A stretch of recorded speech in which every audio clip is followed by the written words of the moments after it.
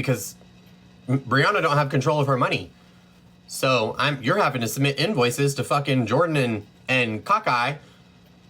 God knows if you're getting paid. Brianna and I also thought appearing remotely would take some of the publicity off this case. The irony in that is not lost on me. The party in this who has done nothing but live stream and televise all of it, right? And I'm not saying that both of them they both have a social media presence. But there is one party who has went overboard with the live streaming and the televising and publicizing this separation of, or this custody situation, right? That is clear to everyone. So the party who is now saying in court, well, we requested this with his attorney because we thought it would downplay the publicity, so we wanted to do remote. We would like to appear remotely.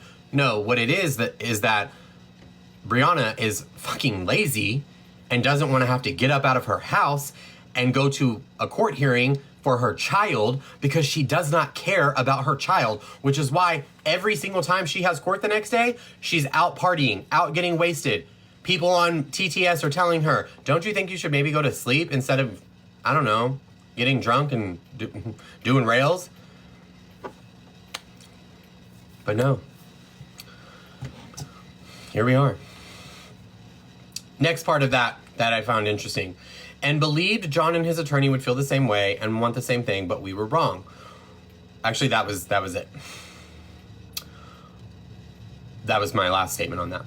Section 4. Since there was nothing about this in the filings to date that I downloaded and reviewed last week, I asked Judge Nord today why some hearings in this case had been with him instead of in our home court 2C. He explained that 2C was scheduled to be closed today when John's 32725 DVRO was filed, and due to my client's right to a hearing within 21 days of filing, the matter was handled by Judge Nord and 2B.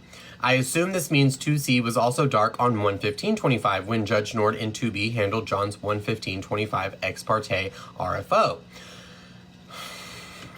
I already know what she's doing.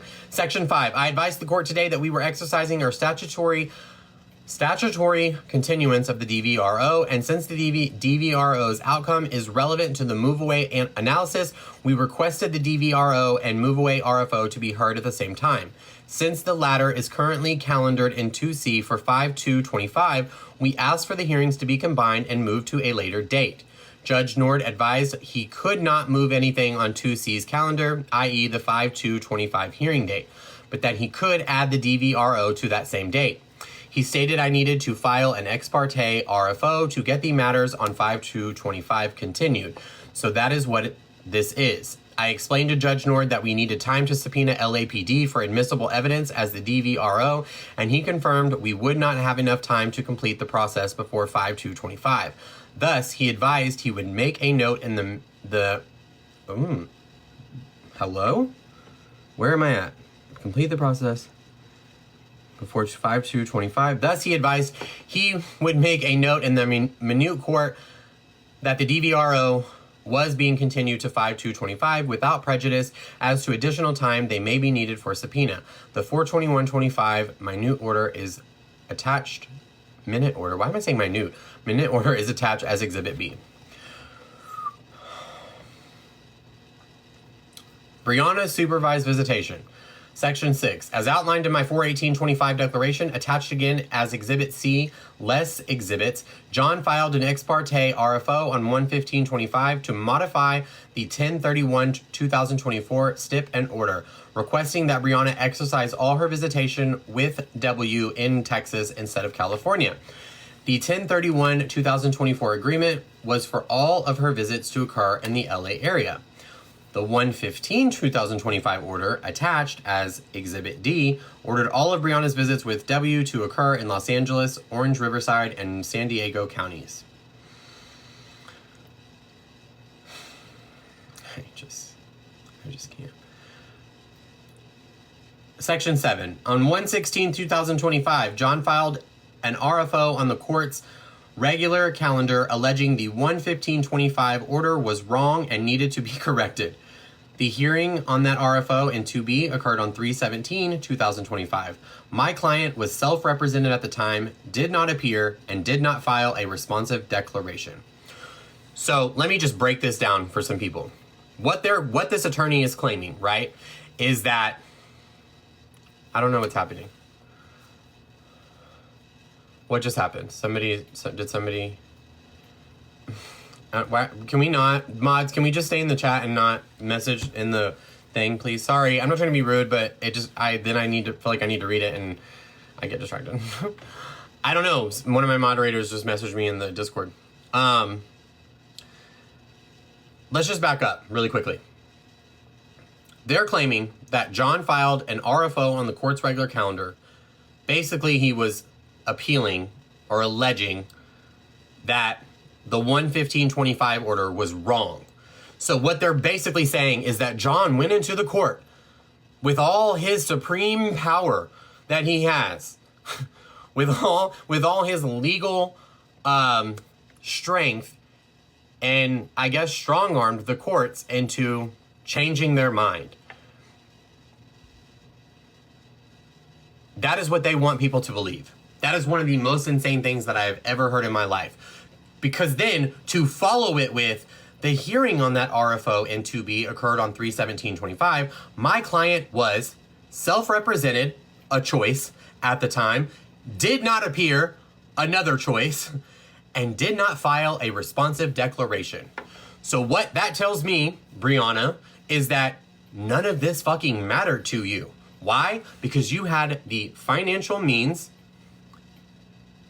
you're a grown-ass adult, and you are the mother of that child.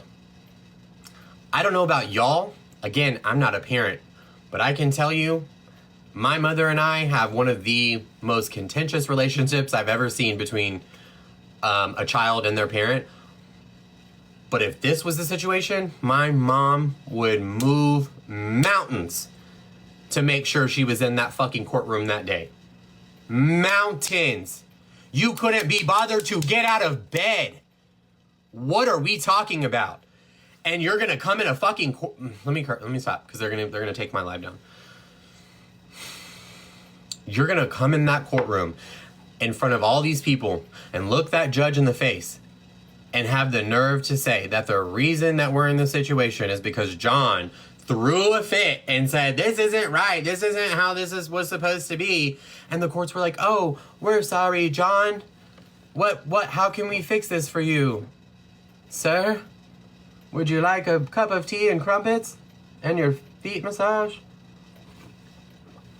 I call dibs on that job. It's just crazy. Like, are you that dense, both of y'all? You went to law school? They issued you a fucking degree? Get out of here, bro. What are you talking about? Like, defense to be, she was self-represented by choice. That was her own choosing for 4.5 months while she sat in LA getting ran through by anyone she possibly can. She could have gotten an attorney. She could have hired anybody.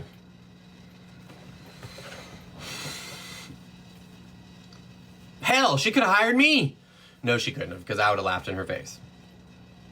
It's just wild. It's just wild. It is very much in line with what I'm seeing a lot on social media of people are doing and saying, and I am not just going to defend 2K. I've said this before. I think the man has made mistakes.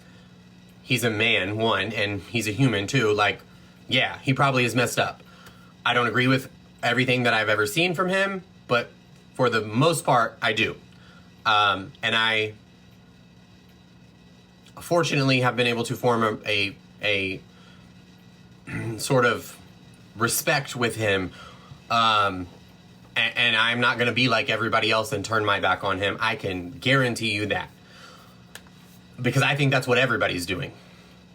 I mean, that not everybody, but I think that's what a lot of people are doing. Nobody's about to convince me that he's the bad guy in this situation. Not perfect. That's not what I'm saying, but he's certainly not the bad guy.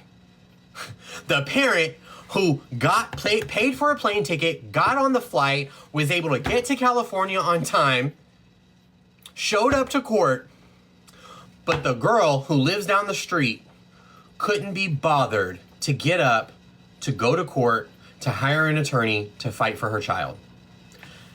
And there are T pages, I say that very loosely because to me a T page comes with some sort of receipt and fact and proof. There are T pages reporting on this, trying to convince us that Brianna's not all that bad. It's 2K that you have to look out for. Stop requesting me, Umar. Anyway, we're moving on. All right.